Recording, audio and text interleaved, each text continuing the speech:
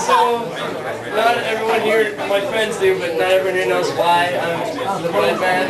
Talk closer to hello. Hi. Woo! Does this thing work?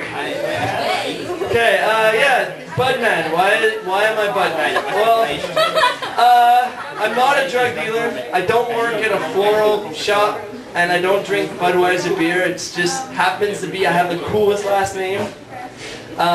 Yeah, Budman is my real last name. That's pretty cool. Yes, it is. Everyone's laughing. Great. So, yeah, rolling, rolling, rolling, rolling, rolling, rolling, roll. Yes! The guy in the dress knows what I'm talking about. Good. I just thought I'd warm up a bit because, alright. I like to just randomly sing and sometimes randomly dance. I don't know, it's when I get excited, you know, I work at Old Navy, the clothing store, and sometimes I'll just, yeah, it's pretty funny, I know. And sometimes I'll just be like, hi, how can I help you, you know? I'm bringing sexy back. And then, I don't know, I just break out in this dance and song. And then they're like, okay, yeah, I'm looking for this. And I'm like, oh, you need a size 32? Sexy back. And then, I don't know, my boss doesn't really like when I do that, but I get all excited. And this is why I'm single. Okay. That's another reason why I'm single.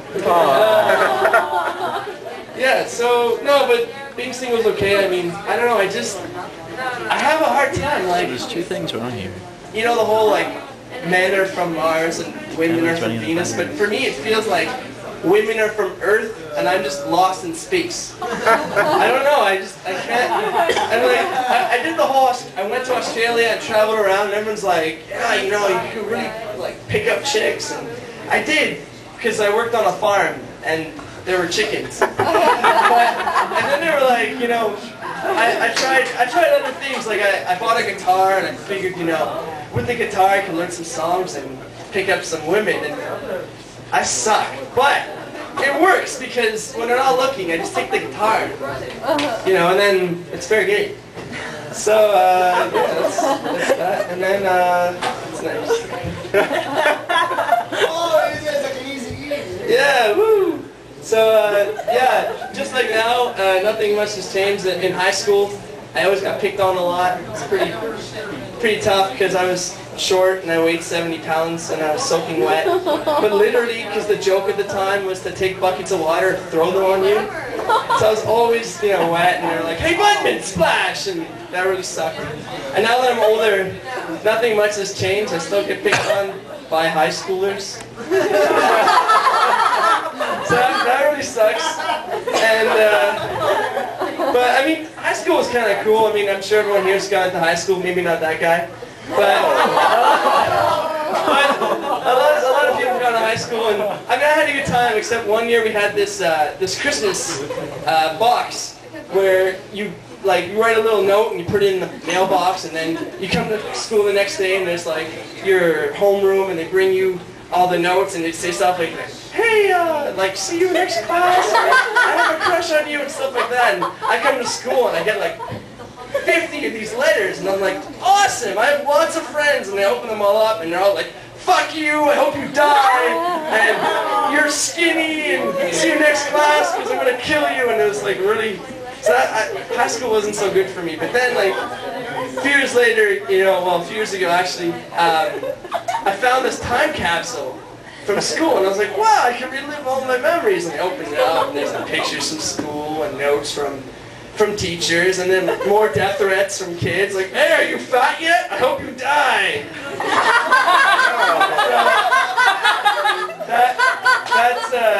That's what I did. So I figured that out.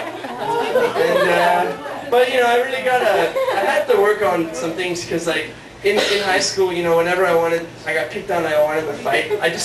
I thought, for some reason, if I just moved my arms a lot, that would scare them off, so I'd just be like... Nice. And then, like, the bully would just come and just push me over, so that didn't really help. So I thought I'd start joining the gym.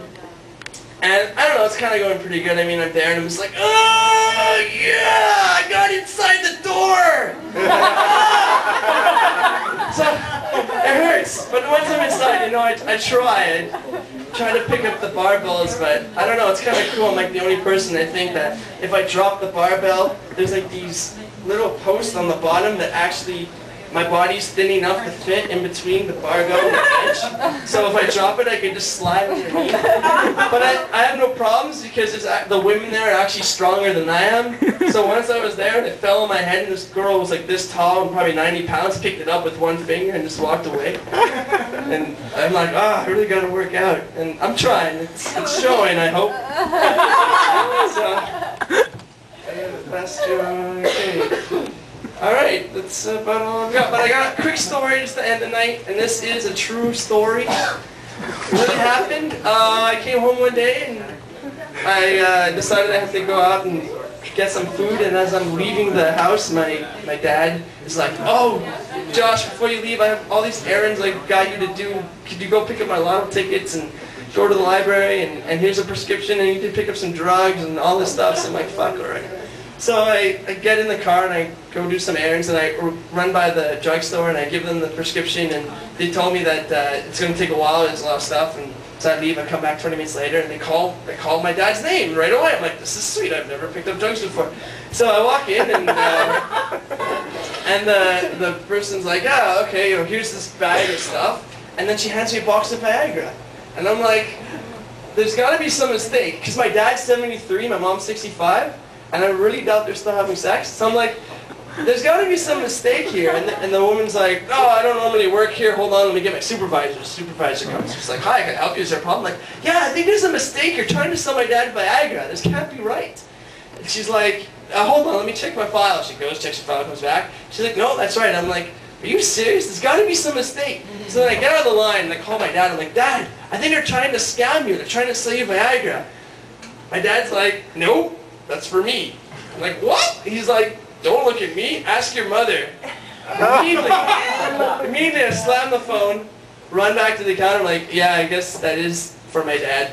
I take the pills, and I run back home, and I throw them at my dad. I slam the door in my room, and I crank up the music.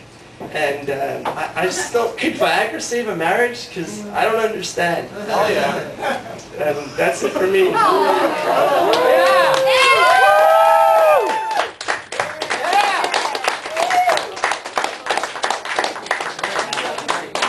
One more time for the Budman. Actually, it's funny that he was telling that last story about buying Viagra for his parents, because I had a pretty similar embarrassing experience. I once had to go to the drugstore and buy Viagra for Budman's parents.